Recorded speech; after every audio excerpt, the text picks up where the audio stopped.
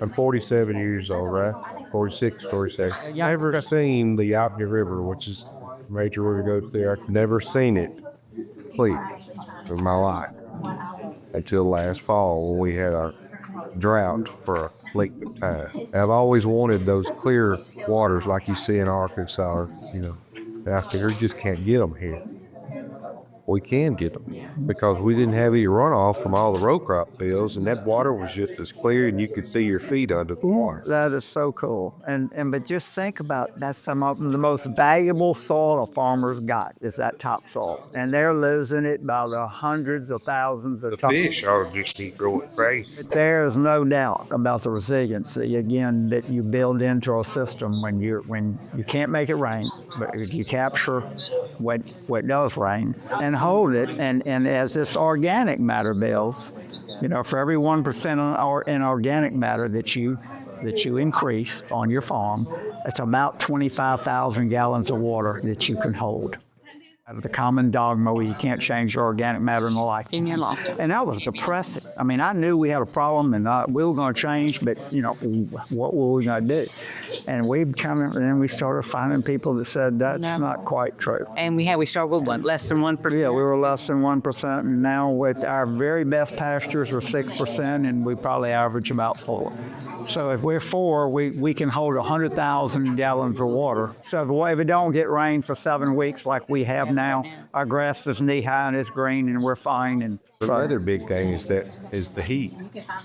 Oh yeah, sure. So I didn't know that until I watched one of these videos. I'm simple. Think about going out on that blacktop of one of our Mississippi summers and have a downpour. And 2 things you'll see: that hard ground, water's racing off to the low point as fast as it can, and what hadn't slowed off is coming off the steam. And this diversity and the photosynthesis, and it is just, gosh. I mean, that's what I was talking about, quality of life. I mean, I used to wake up and I'd have a list this long, and the list would get friggin' longer, and we never had enough time and never enough money, and we'd go around this vicious hamster wheel, and it drove me crazy. I mean, it was a flawed business model. And then we finally kind of started with amp grazing, and then we learned about stockmanship and how to manage the cattle's stress, which is environmental, nutritional, and psychological. So there's some aspects there. It's one of those journeys. I've heard Gabe say so many times how depressing it is when you wake up in the morning, all you're thinking, what am I going to kill today? The herbicides and pesticides, and it's just you're killing something. It's like you're hitting your damn head against the wall. I'm hard-headed. Because you kill your clover. Yeah, and really a lot of clover. And really everything else. In fact, even these really smart microbiologists, like they were doing this study, and I just learned this recently. I'm still kind of surprised. Herbicides are actually harder on the soil and soil life and soil health than some tillage, which I didn't. That was kind of an eye opener for me. Although we had quit doing both just because I recognized I was a losing battle. But we just basically learned to look at weeds differently. And because I used to fight them and spend a fortune and fret about them, and now they're there for a reason. And you have to develop a different picture of pretty. It's not pretty, and you look out there and but it's pretty and it's a different way because it does have that. And we decided they're there for a reason. God put them there for a reason. They're doing some good. And when you change how you think like that, then they just don't become quite as important. And then what we've seen, and I've read this, and then we've seen it in some cases, you'll have some weeds when they solve the problem that they're there to solve, particularly bare ground. If it's bare ground, weeds first thing will come in. Then we've got pastures that got a lot of forage, a lot of good forage, and weeds will come in. And I can tell you thistles are one example. And I'm telling you, I've had pastures that I'm telling you look like we planted the thistles. It's so bad. And today we don't have them. And this theory, and some people smarter than me have said, when that weed solves a problem, it's going to leave. Now maybe something else for places that you don't particularly like, but we've seen that with ironweed, we've seen that with pigweed, horse nettle, and we just started grazing better. And if we have to do something about weed control, we'll mow. But as we found out, that so many of them are nutritional. They have, medicinal properties, and The parasitic property. you go out in the evening, watch your cattle graze. We just moved them into a fresh pasture, and you watch them. And this cow goes underneath the tree, and she is eating something. And you've got your John Scratch. Things that some people will tell you are toxic. I'm gonna tell you, my herd, 300 head will go in there and wipe it out. And our problems right now are, if we have our biggest probably things that make our pastures look shaggy, is some goat weed. That when we had goats wouldn't even eat goat weed. Haven't retarded the grass. So that's the good thing about when the weeds are there, we have so much other forage, it doesn't hinder us. Somebody asked me the question about when the grass gets too tall, when everything gets too tall, they won't eat it. And Like it gets stale.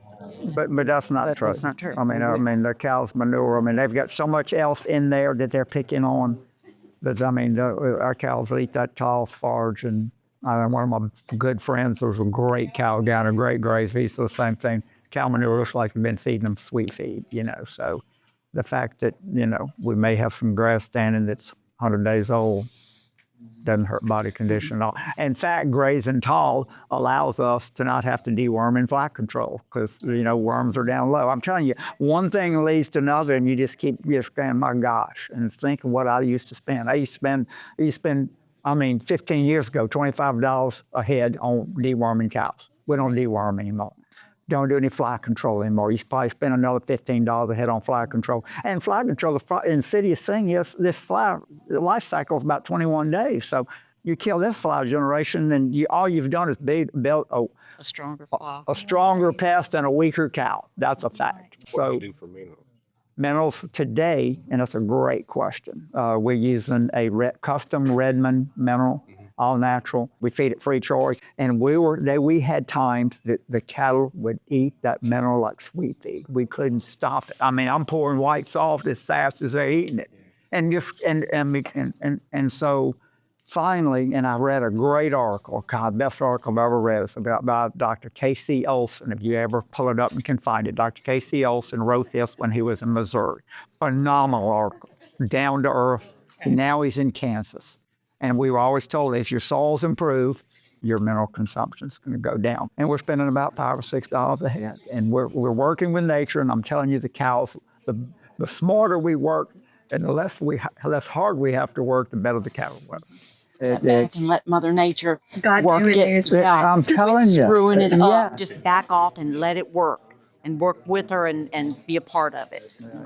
How long did it take y'all to get from the time you started till you were like this seeing a change, and this is the worst? Well, we saw improvement after 1 year. When you really get into the soil health, it's about a 3 or 4 year period when everything kind of gets in balance. But you will see, if you start rotating your cattle and stop the damage, you know, on your non-hay ground, just focus on that first. And we saw it in a year. And when we started, it was in a drought. And we're thinking, how in the world are we going to stomp and trample forage that we don't graze? Because we don't have much left. But man, we just stuck to it and moved the cattle fast. And we saw it in a year. And that gave us, you know, the encouragement to say we on the right track. And then and it's a tool, damp grazing. You know, when you get tired, just quit because it's good. You don't want to be prescriptive.